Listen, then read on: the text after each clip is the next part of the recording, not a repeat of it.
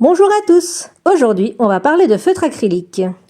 Si vous aimez dessiner, personnaliser des objets ou juste tester des trucs créatifs hyper satisfaisants, vous en avez certainement déjà entendu parler ou même utilisé. Les feutres acryliques, comme les Posca, ce sont des feutres remplis de peinture acrylique à base d'eau. Il y a une bille dans chaque feutre, quelle que soit la marque, pour mélanger la peinture et éviter que les pigments ne se déposent au fond. Il existe plusieurs épaisseurs de pointe. Beaucoup ont une pointe à pression avec un système de pompe comme les Posca. D'autres ont une pointe broche comme ceux qu'on peut trouver chez Action.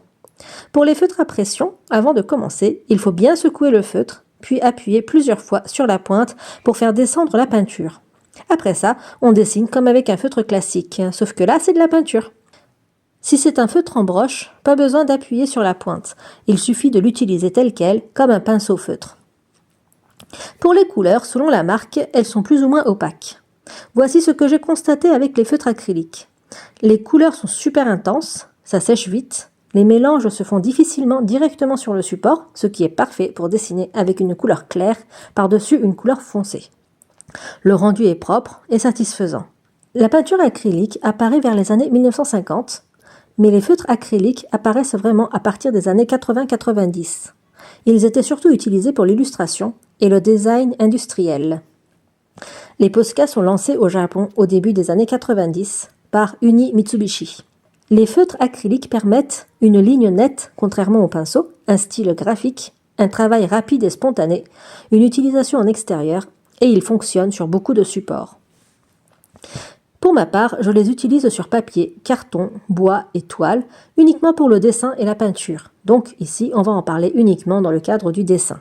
Si vous dessinez sur papier, préférez un papier épais et faites attention à repasser sur votre couleur une fois sèche. Comme c'est à base d'eau, si vous repassez trop rapidement, cela peut abîmer, voire trouer la feuille. Quoi qu'il en soit, l'astuce, c'est de toujours tester la couleur avant, de bien refermer le capuchon une fois fini, et de nettoyer la pointe si vous mélangez les couleurs. Et surtout, amusez-vous, car il n'y a pas de bonne ou de mauvaise façon de les utiliser. Je vais maintenant vous montrer comment on peut les utiliser.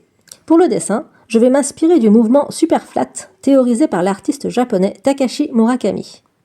Le Superflat, c'est un mouvement d'art contemporain influencé par l'anime, le manga et la pop culture japonaise. C'est une esthétique sans profondeur, sans hiérarchie visuelle, tout en 2D. On met en avant la surface. C'est un peu proche du doodling dans l'esprit graphique. Les feutres acryliques sont particulièrement adaptés à ce style car on peut contrôler les lignes et les couleurs vives rendent le dessin dynamique. Ici, l'astuce est de travailler d'abord les couleurs puis de finir par les contours pour bien structurer l'image. Je vais ensuite vous proposer une autre façon de travailler avec les feutres acryliques. Et c'est surtout comme ça que je les utilise, sur une toile.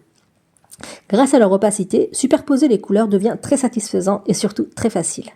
Ici, je fais un ciel en superposant plusieurs couleurs. Je commence toujours du foncé vers le plus clair. Je procède par petites touches. Je ne fais jamais d'aplat énorme. Cela donne un effet impressionniste, presque pointilliste par endroits. Et moi j'adore ça. Ici, le feutre devient un outil de geste, presque comme un pinceau sec. Voilà, c'est le même médium, mais deux langages visuels opposés. Le médium ne dicte pas le style. Ce n'est pas l'outil qui décide du style, mais l'intention. Les feutres acryliques sont souvent associés à quelque chose de très graphique, très net, presque cartoon. Mais comme on l'a vu aujourd'hui, ils peuvent aussi être picturaux, vibrants et texturés.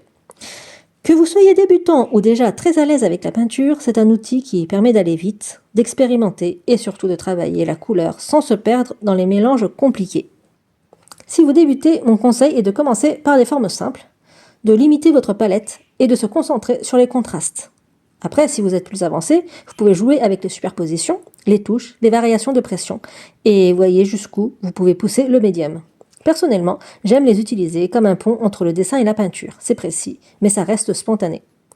Dites-moi en commentaire, vous êtes plutôt ligne nette façon Superflat ou touche libre façon impressionniste? Et si cette vidéo vous a plu, pensez à liker, partager et à vous abonner pour plus de contenu autour de l'art, du Japon et de la création. Allez, à bientôt pour une autre vidéo!